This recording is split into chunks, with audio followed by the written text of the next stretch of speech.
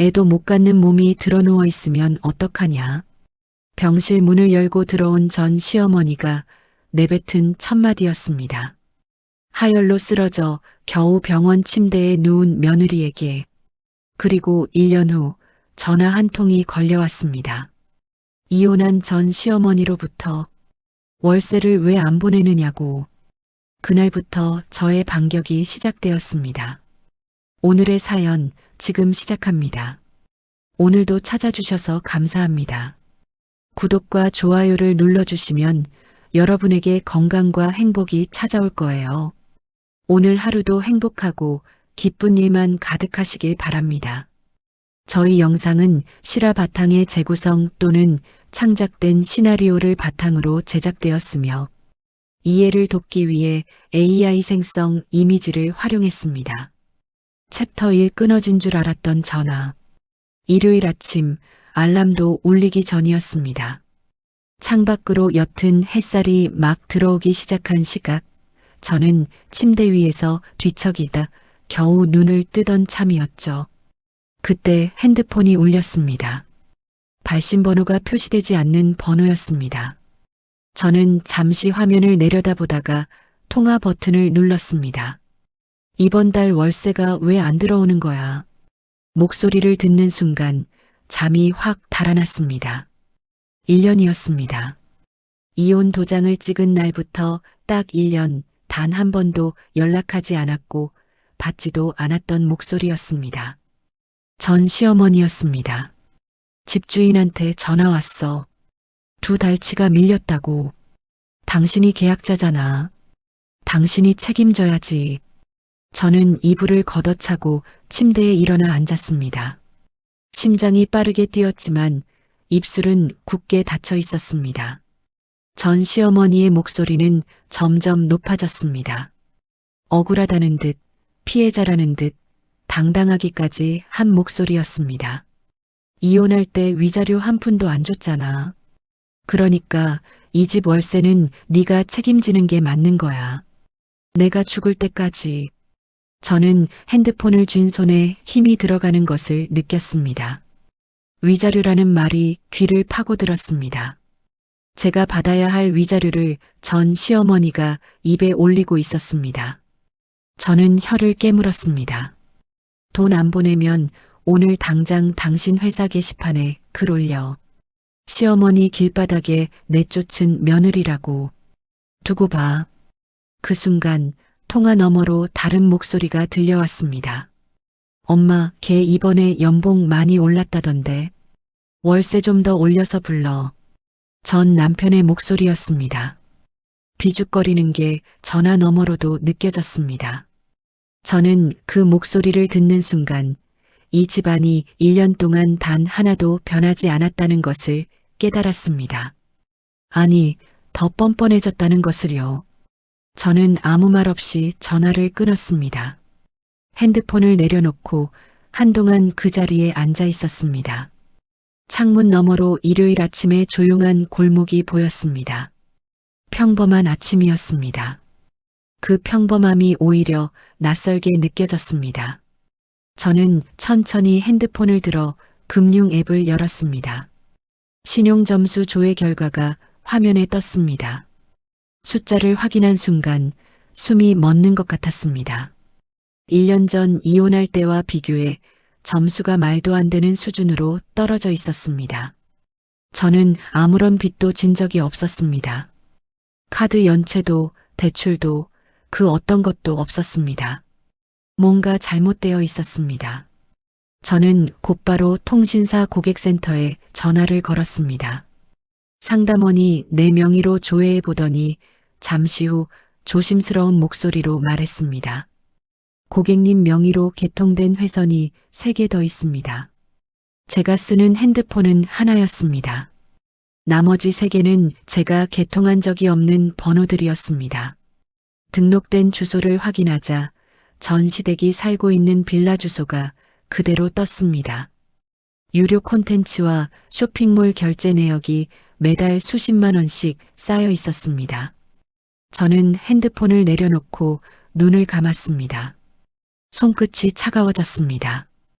이혼 전 안방 서랍 깊숙이 넣어두었던 인감 관련 서류들이 떠올랐습니다. 제가 짐을 싸서 나오던 날 그 서랍이 열려 있었습니다. 그때는 급하게 나오느라 대수롭지 않게 넘겼습니다. 그제야 그 의미가 선명하게 보였습니다. 저는 자리에서 일어나 노트북을 열고 통화 기록과 결제 내역을 하나씩 정리하기 시작했습니다. 손이 떨렸지만 멈추지 않았습니다. 파일을 저장하던 중 핸드폰이 다시 울렸습니다. 이번에는 카페를 운영하는 아는 동생이었습니다. 아는 동생의 목소리는 조심스러웠습니다. 언니, 나 좀 이상한 소리 들었는데 말해줘야 할 것 같아서. 시장에서 전 시어머니가 돌아다니면서 하는 말이 자기 며느리가 대기업 다닌다고 매달 용돈을 수백씩 보내준다고 그러더라고. 그것도 언니 이름으로 가게 외상까지 달고 다닌대. 아는 동생이 말을 잇는 동안 저는 창밖을 바라보았습니다. 외상거래. 제 이름을 팔아서 시장 골목을 활보하고 다니는 전 시어머니의 모습이 그려졌습니다. 저는 눈을 감았다가 천천히 떴습니다. 고마워. 짧게 인사하고 전화를 끊었습니다. 그리고 빌라 집주인 번호를 찾아 전화를 걸었습니다. 이혼 후 1년간 단 한 번도 직접 연락하지 않았던 번호였습니다. 저 그 집 계약자인데요. 저는 이혼한 지 1년이 다 됐습니다. 계약을 정리하고 싶습니다. 집주인은 즉각 반응했습니다. 아, 그렇다고 지금 당장 되는 게 아니에요. 밀린 월세가 2달치인데 계약자 명의가 당신이라 당신이 다 해결해야 보증금 돌려드릴 수 있어요. 저는 잠시 말이 없었습니다. 알고 있었습니다. 이 상황이 얼마나 복잡하게 얽혀 있는지를요. 하지만 이제 더 이상 피해서 해결될 문제가 아니었습니다. 집주인과 통화를 마친 뒤 저는 은행 앱을 열어 통장 거래 내역을 확인했습니다. 자동이체로 매달 빠져나가던 금액들을 보다가 손가락이 멈췄습니다. 비상금으로 들어두었던 적금 계좌의 해지 시도 기록이 남아 있었습니다. 이혼 당일 제가 짐을 나르는 사이 누군가가 제 가방 안에 있던 은행 카드를 손댄 것이었습니다. 해지는 끝내 실패로 기록되어 있었지만 시도 자체가 엄연히 남아 있었습니다. 저는 서랍을 열었습니다. 이혼 전부터 조금씩 모아두었던 파일이 있었습니다. 전 남편의 외도 증거, 전 시어머니가 저를 향해 퍼부었던 폭언 녹취 파일, 사진들. 한 번도 쓰지 않았지만 버리지도 못했던 것들이었습니다. 저는 파일 위에 이번에 정리한 결제 내역 문서를 얹었습니다. 그리고 변호사에게 전화를 걸었습니다. 신호음이 2번 울리고 상대가 받았습니다. 저는 낮고 또렷한 목소리로 말했습니다. 더 이상 두고 보지 않겠습니다.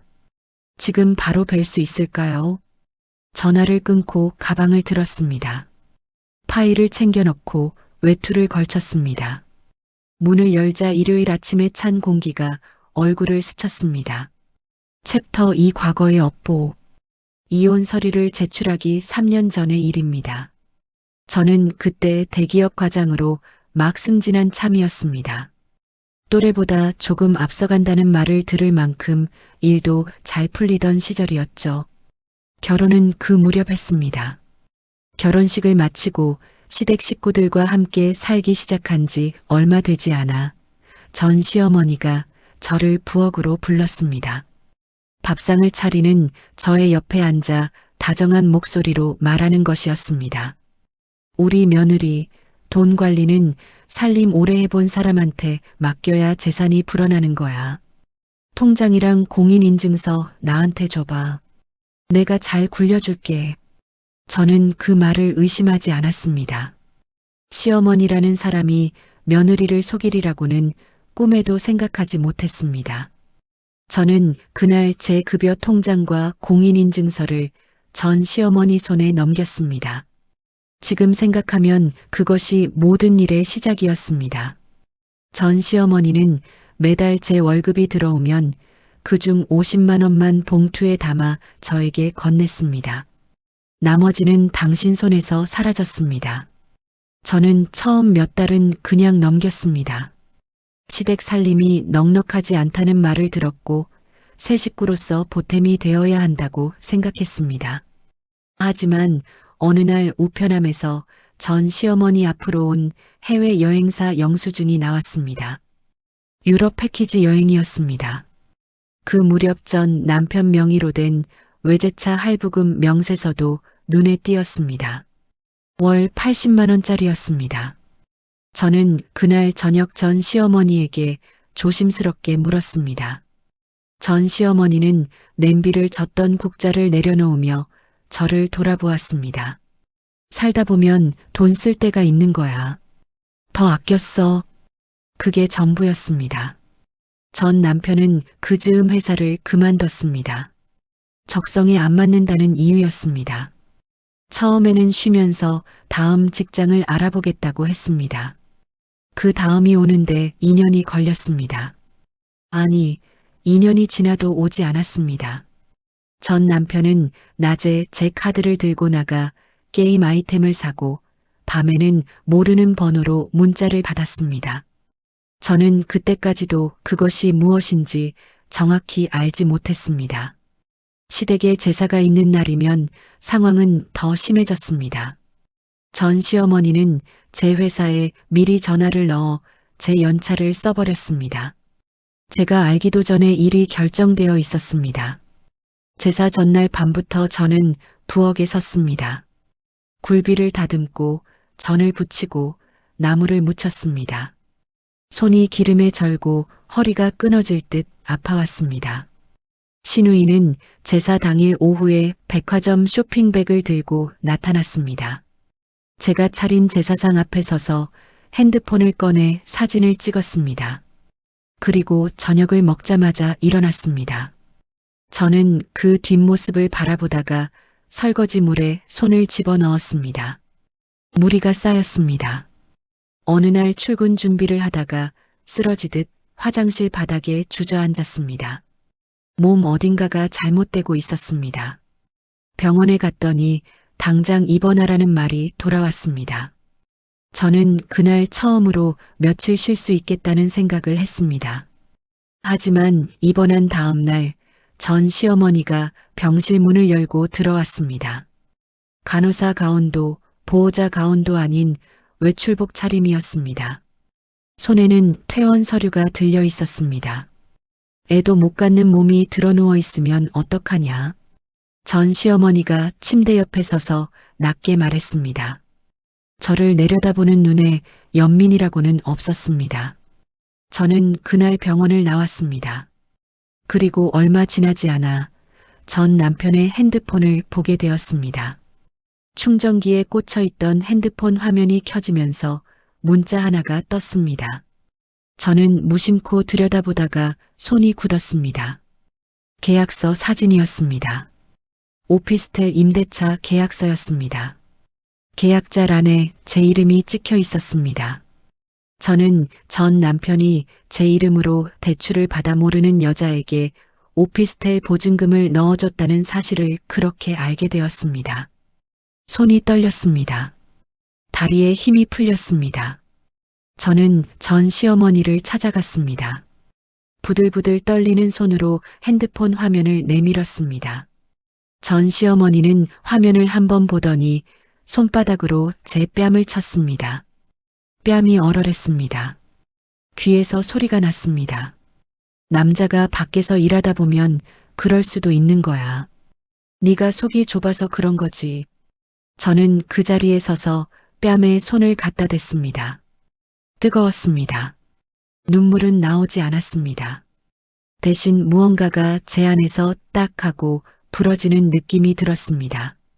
그날 밤 저는 시댁 식구들이 모두 잠든 것을 확인하고 서재로 들어갔습니다. 전 시어머니가 금고 비밀번호를 바꾸기 전에 한 번이라도 살펴봐야 했습니다. 금고 문을 열자 서류 묶음이 보였습니다. 저는 하나씩 펼쳐봤습니다. 그리고 손이 멎었습니다. 제 지문을 본떠 만든 것이 분명한 실리콘 재질의 패드가 있었습니다. 옆에는 제 이름으로 된 위조 서류 여러 장이 함께 있었습니다. 온몸에 털이 곤두섰습니다. 저는 그것들을 고스란히 제자리에 돌려놓고 서재를 나왔습니다. 그 자리에서 들키면 안 된다는 것을 알았습니다. 방으로 돌아와 이불을 덮었지만 잠이 오지 않았습니다. 천장을 바라보며 저는 생각했습니다. 탈출해야 한다고. 하지만 어떻게 나가느냐가 문제였습니다. 제가 반격할 준비를 한다는 낌새를 보이자 시댁은 먼저 움직였습니다. 친정 아버지에게 전화가 갔습니다. 딸이 밖에서 못된 짓을 하고 다닌다는 내용이었습니다. 아버지는 그 전화를 받고 그 자리에서 쓰러지셨습니다. 뒷목을 잡고 쓰러진 아버지는 한 달간 병원 신세를 지셔야 했습니다. 저는 병실에서 아버지 손을 잡고 앉아 있었습니다. 아버지는 창백한 얼굴로 저를 바라보셨습니다. 아무 말씀도 하지 않으셨습니다. 그 눈빛이 오히려 더 아팠습니다. 저는 이혼을 요구했습니다.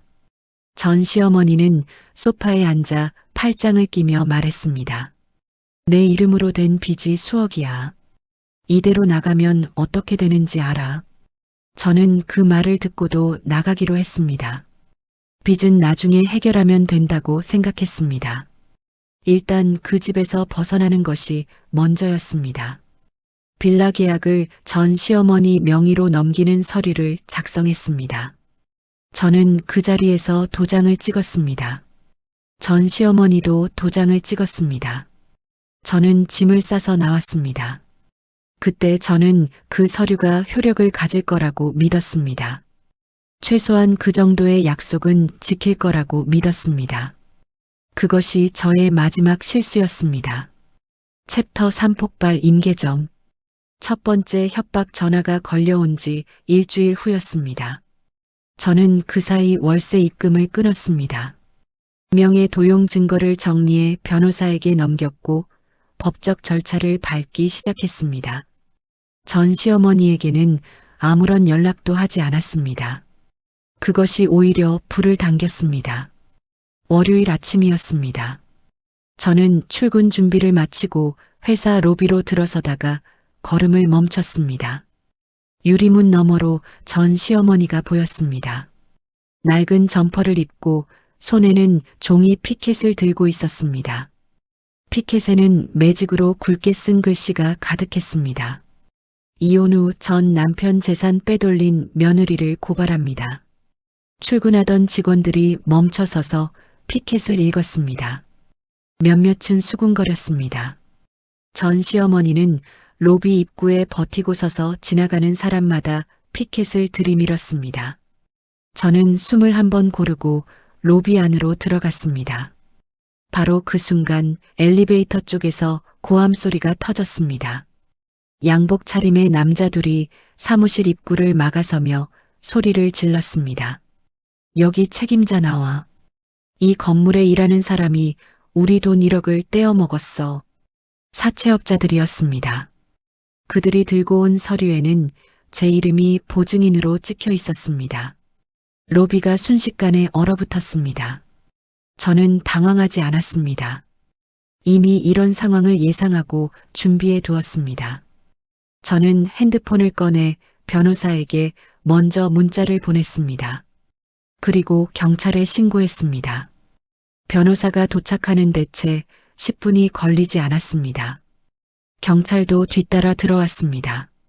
변호사는 사채업자들이 들고 온 서류를 펼쳐들고 차분하게 말했습니다. 이 서류에 찍힌 인감은 1년 전 분실 신고가 된 도장입니다. 로비 CCTV 확인해 드릴 수 있습니다.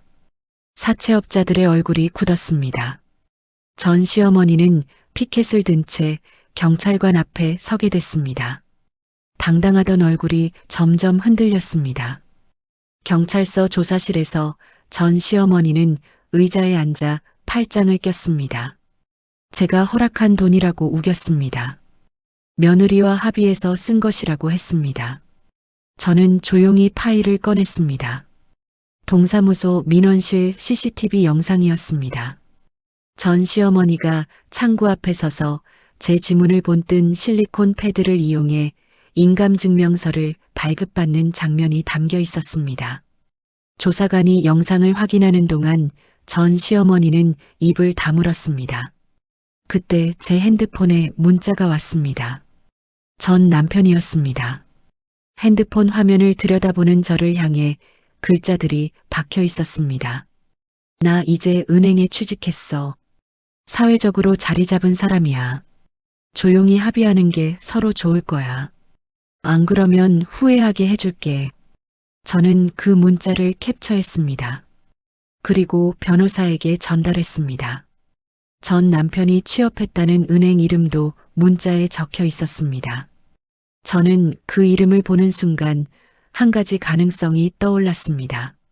전 남편에게는 이혼 전 저지른 전과가 있었습니다. 취업 서류에 그것을 숨기려면 깨끗한 서류가 필요했을 것입니다. 제 명의의 서류라면 가능했습니다. 저는 변호사와 상의한 뒤 해당 은행 인사 담당 부서에 공문을 보냈습니다. 서류 위조 가능성이 있다는 내용이었습니다. 조사실 밖에서는 사태가 달라지고 있었습니다. 사채업자들은 저와의 싸움이 쉽지 않다는 것을 깨달았는지 시선을 전 시어머니에게로 돌렸습니다. 그들 중 한 명이 전 시어머니 앞에 바짝 다가서며 낮게 으르렁거렸습니다. 당신이 우리를 속인 거잖아. 돈 어떻게 할 거야? 전 시어머니는 그 말을 듣자마자 두 다리에 힘이 풀리는 듯 했습니다. 그대로 경찰서 바닥에 주저앉았습니다. 바지가 젖었습니다. 저는 그 모습을 보고도 아무 말 하지 않았습니다. 눈길을 거두고 변호사 쪽으로 걸어갔습니다. 그날 오후 저는 빌라 집주인을 직접 만났습니다. 집주인과 마주 앉아 서류를 펼쳤습니다. 밀린 월세와 집 안시설물 파손 비용을 제가 맡고 있던 보증금에서 빼는 대신 그날로 계약을 완전히 끝내자는 내용이었습니다. 집주인은 잠시 서류를 검토하더니 도장을 찍었습니다. 저도 도장을 찍었습니다. 집주인이 자리를 뜨고 나서 저는 잠시 그 자리에 앉아 있었습니다. 1년 가까이 저를 올가매던 계약이 그렇게 끝났습니다. 저녁 무렵 전 시어머니에게서 전화가 왔습니다. 받지 않았습니다. 잠시 후 문자가 왔습니다. 집 대문에 퇴거 명령서가 붙어 있다는 내용이었습니다. 그리고 곧바로 전화가 다시 왔습니다. 저는 한 번 더 받지 않았습니다. 그리고 번호를 차단했습니다. 핸드폰을 내려놓고 저는 노트북을 열었습니다. 전 시어머니가 나라에서 받아온 기초생활수급비 관련 서류들이 화면에 펼쳐졌습니다. 재산이 없다고 신고해 수급비를 받아온 전 시어머니였지만 저는 그동안 모아둔 증거를 통해 숨겨진 재산 내역을 파악해 두었습니다. 저는 관할 구청 민원 접수 화면을 열고 천천히 타이핑하기 시작했습니다. 챕터 4 최종 참교육. 재판날 아침이었습니다. 저는 평소보다 일찍 일어나 샤워를 하고 단정하게 옷을 차려입었습니다. 검은 재킷에 흰 블라우스였습니다. 거울 앞에 서서 깃을 바로잡는 손이 흔들리지 않았습니다. 가방 안에는 수개월에 걸쳐 정리한 서류들이 빼곡하게 들어 있었습니다. 법원 입구에 들어서는데 낯익은 모습이 보였습니다. 전 시어머니였습니다. 꾀죄죄한 차림이었습니다. 머리는 제대로 빗지 않은 듯 헝클어져 있었고 얼굴은 부어 있었습니다. 전 시어머니는 저를 발견하자마자 종종 걸음으로 다가왔습니다. 그리고 제 앞에 무릎을 꿇었습니다. 제발 고소 취하해줘. 응? 우리 아들 은행에서 잘리면 우리 다 어떻게 살라고. 전 시어머니가 제 바짓가랑이를 두 손으로 붙잡으며 흐느꼈습니다. 지나가던 사람들이 힐끗 쳐다보았습니다. 저는 아무 말도 하지 않았습니다. 전 시어머니의 손을 가만히 내려다보다가 조용히 걷어냈습니다. 그리고 법정 문을 향해 걸어갔습니다. 재판이 시작되었습니다. 저는 준비한 서류를 시간 순서대로 제출했습니다. 전 시어머니가 제 명의로 개통한 휴대전화 3개의 결제 내역, 사채 대출 관련 위조 서류, 동사무소 CCTV 영상, 그리고 감고에서 발견한 실리콘 지문 패드 사진까지였습니다. 판사가 서류를 넘기는 동안 법정 안은 조용했습니다. 전 남편이 증인석에 앉았습니다. 양복을 차려입고 앉아 있었지만 얼굴은 창백했습니다. 어머니가 그런 일을 할 줄은 몰랐습니다. 저는 전혀 관계가 없습니다. 전 남편이 두 손을 무릎 위에 얹고 또박또박 말했습니다. 저는 변호사 쪽으로 고개를 돌렸습니다. 변호사가 서류 한 장을 꺼내 들었습니다. 전 남편의 통장 거래 내역이었습니다. 제 명의로 빌린 돈이 전 남편 통장으로 입금된 날짜, 그리고 그 돈이 도박 사이트로 빠져나간 날짜가 나란히 찍혀 있었습니다. 하루 차이였습니다. 전 남편의 목덜미가 붉어졌습니다. 판사는 서류를 모두 검토한 뒤 잠시 침묵했습니다. 그리고 천천히 입을 열었습니다. 피고인의 범행은 치밀하게 계획된 것으로 보이며 피해자와의 합의도 전혀 이루어지지 않았습니다. 징역 2년을 선고합니다. 전 시어머니가 피고인석에서 몸을 부르르 떨었습니다. 잠깐만요. 제가 잘못했어요. 한 번만.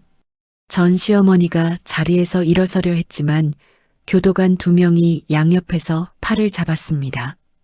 전 시어머니는 저를 향해 고개를 돌렸습니다. 눈이 마주쳤습니다. 저는 시선을 거두지 않았습니다.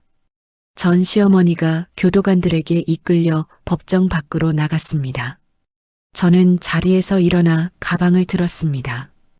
법원 집행관들이 이미 대기하고 있었습니다. 저는 미리 신청해둔 강제집행 명령서를 들고 집행관들과 함께 차에 올랐습니다. 전시댁 빌라에 도착했을 때 전 남편이 현관 앞에 서 있었습니다. 재판이 끝나자마자 달려온 듯 넥타이가 풀려 있었습니다.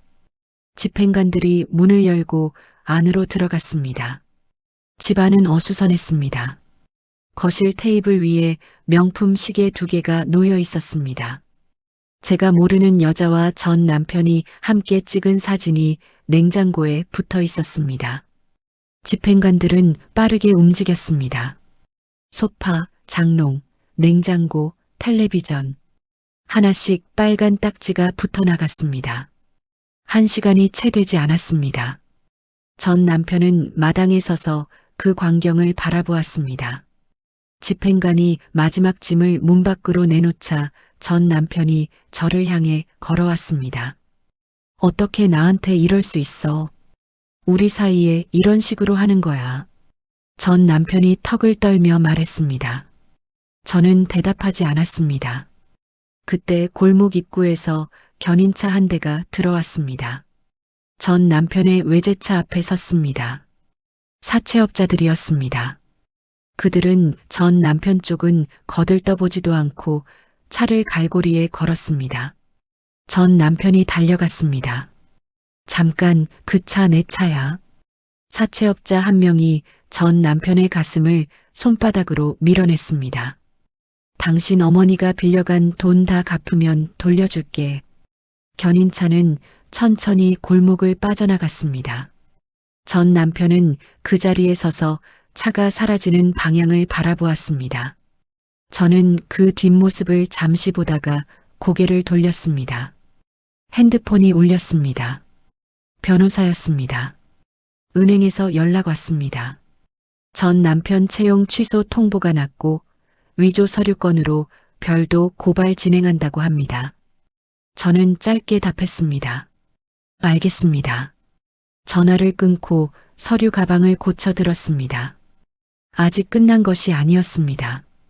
전 시댁이 숨겨두었던 시골 땅 문서와 신우이 명의로 된 적금 계좌가 남아 있었습니다. 변호사는 이미 그쪽도 손을 써두었다고 했습니다. 머지않아 그 돈들도 압류될 예정이었습니다. 저는 빌라 골목을 걸어 나왔습니다. 저녁 해가 골목 끝에 걸려 있었습니다. 길 위에 제 그림자가 길게 늘어졌습니다. 며칠 후 변호사로부터 한 가지 소식이 더 전해졌습니다.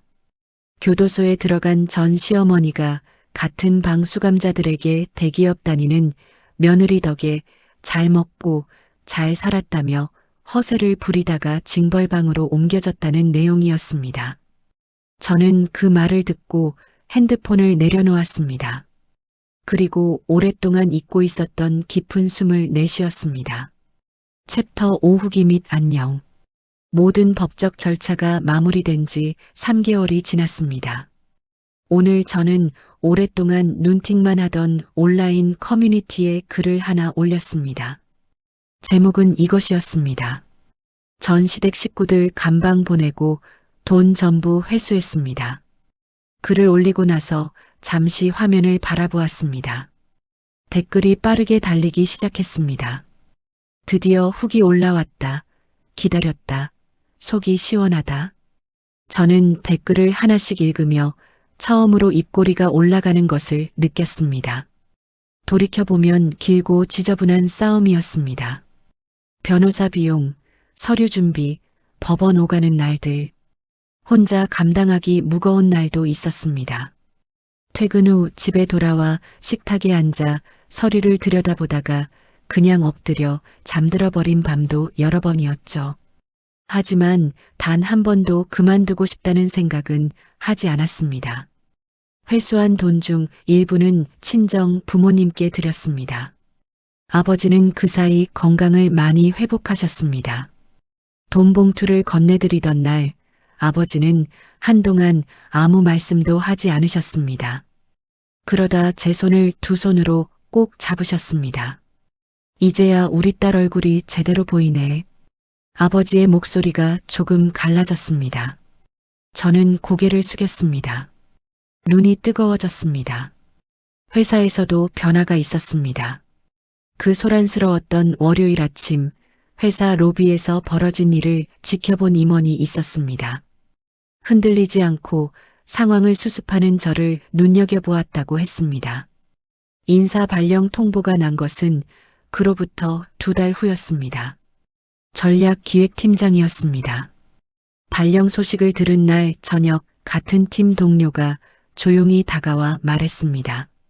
강철 과장님, 진짜 대단하세요.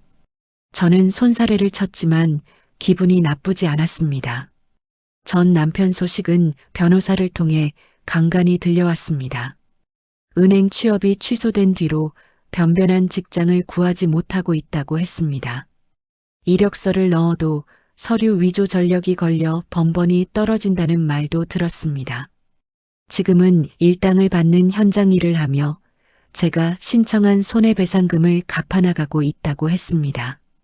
저는 그 소식을 듣고 아무런 감정이 일지 않는다는 것을 깨달았습니다.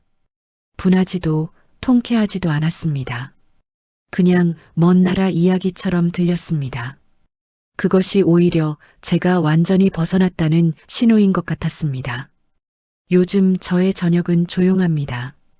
퇴근하고 집에 돌아오면 아무도 없습니다.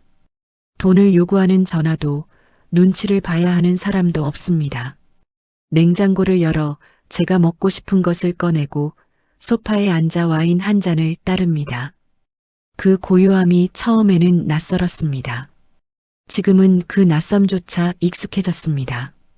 가끔 길에서 전 시어머니와 비슷한 체형의 노인을 볼 때가 있습니다. 예전 같았으면 심장이 쪼그라들었을 것입니다. 지금은 그냥 지나칩니다. 아무렇지 않게요.